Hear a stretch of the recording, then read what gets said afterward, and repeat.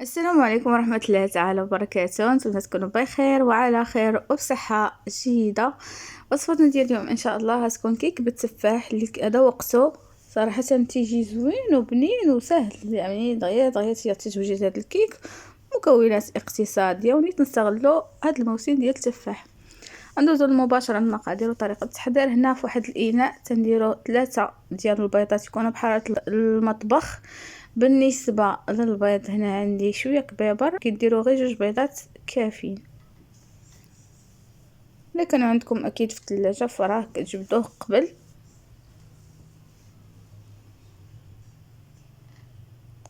وغادي نزيدو واحد قبيصه الملح ضروري لتصحيح الذوق، مبشور ديال الحامض، كاس ديال السكر حبيبات العبار بكاس ديال العنبه.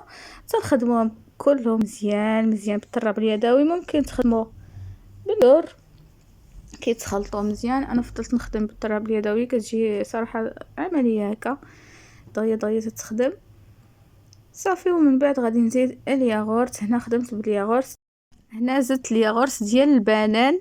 ممكن تخدموا باي ياغورت بغيتو، يا ديال الفاني او الياغورت بالسوس، اي نكهه اختاروها خدموا بها. انايا اختاريت النكهه ديال البنان حيت كتمشي مع التفاح، كيجيو مذاق زوين. صافي غنخدموا الخليط مزيان مزيان مزيان. من بعد غادي نزيد كاس ديال الزيت العبار بكاس ديال العنبه، وغادي نخدم الكل جيدا حتى ينسجموا لي العناصر مع بعضياتهم.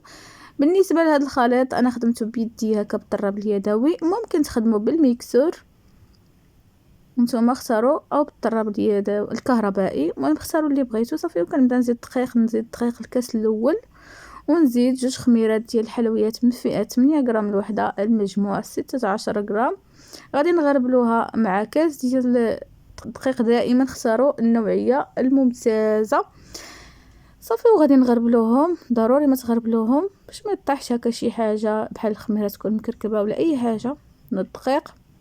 صافي وتنخدم بالطراب اليدوي حتى كيتحيد ليا داك الحبيبات كاملين ديال الدقيق، وكيتخلط ليا الخليط وكيرجع خليط اللي رطب وزوين وبيض، يعني كيتخدم مزيان مزيان بالطراب اليدوي. صافي من بعد غادي نزيد الكأس الثاني ديال الدقيق. بالنسبه لهذا الخليط هذا هز ليا 2 كيسان ونصف ديال الدقيق بالضبط. هذا هو العبار اللي خدالي هذا الخليط هذا بالضبط. خدا ليا 2 كيسان ونصف. خليتي شويه تيكون ثقيل، ولكن راه هو هذاك، يعني الا خليتوه خفيف راه منين غادي يعني خفيف بحال الخليط العادي ديال الكيك العادي اللي ما فيه لا تفاح لا شي حاجه. راه شنو تيدير التفاح تيهبط لتحت والخليط ديال الكيك تيطلع للفوق. هادشي اللي تيوقع ملي كيكون الخليط خفيف. ضروري ما تسقلوه شي شويه باش ملي تحطوا التفاح شويه تيكون ثقيل، يعني تيطلع داكشي هو هذاك في الطياب. صافي غادي نستمر هكا تنزيد الدقيق حتى كيتحصل على الخليط المناسب ديال الكيك ديالنا.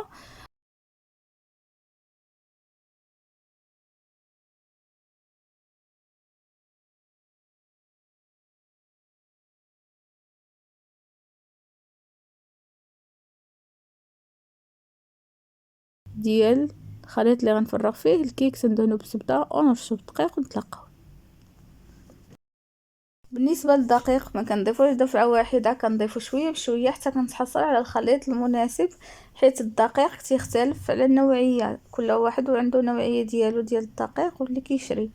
المهم كنضيفو شويه بشويه حيت يقدر ما يهزلك عاد 2 كيسان صافي وتيتسقى لك الخليط. صافي من بعد غادي نفرغوه في الخليط ديال الكيك، وهذا اللي مدهون بالزبده ومرشوش بالدقيق. دائما فاش كنبغي نفرغ الخليط تنهز الاعلى وتنفرغ الخليط ديال الكيك ديالي وتنخبطو هكا مع طاوله العمل ونحطو جانبا وندوزو نحضرو التزيين اللي غادي نزينو به هاد الكيك هذا.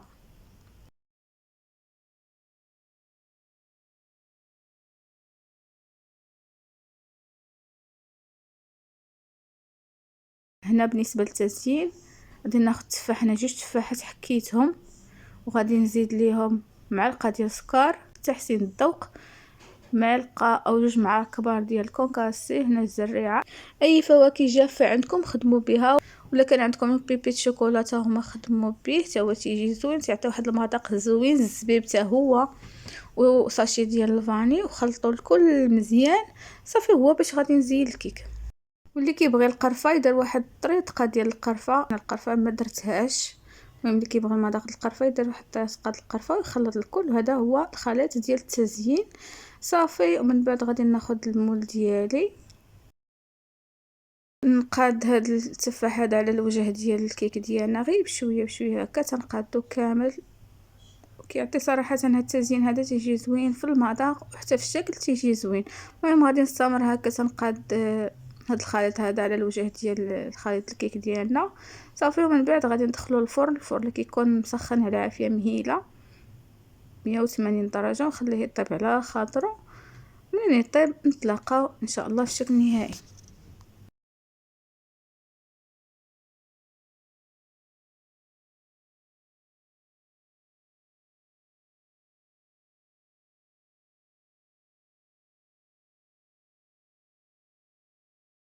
الكيك ديالنا من بعد ما خرجناه تيكون على هذا الشكل هذا صافي. تنقلبوه في واحد الصحن وتنزينو بالكراميل. زينوه باش ما بغيتو هي الشكلاط ذوبوه وزينوا به وزيدوا له واحد دانيت وزينوا به، ولا زينوا بدانيت ديال الكراميل ولا بدانيت شوكولا. المهم اللي عندكم، ولا خليوه غير هكاك راه تيجي زوين. تيكون هذا هو الشكل النهائي ديالو. بغيتو تزيدوا اضافات اخرى هكا ترشوا عليه رشيشه ديال السكر كلاصي، ولا خليوه غير هكذا ما تزينوا لا بكراميل لا حتى شي حاجه، راه كيجي رائع. حتى الشكل كيجي غزال شكلا ولا مذاقا. نتمنى يعجبكم واكيد غادي يعجبكم. يعني مكونات بسيطه ممكن توجدوا واحد الكيك اللي زوين بزاف. هنا قطعت معكم شوفوا من داخل كيفاش كيجي مفشفش ورطيطب، كيجي زوين وكيحمق. نتمنى يعجبكم هاد لا فيديو، وإلا عجبكم بارطاجيوه مع الاحباب والاصدقاء. نتلاقاو في فيديو اخر ان شاء الله، والى اللقاء.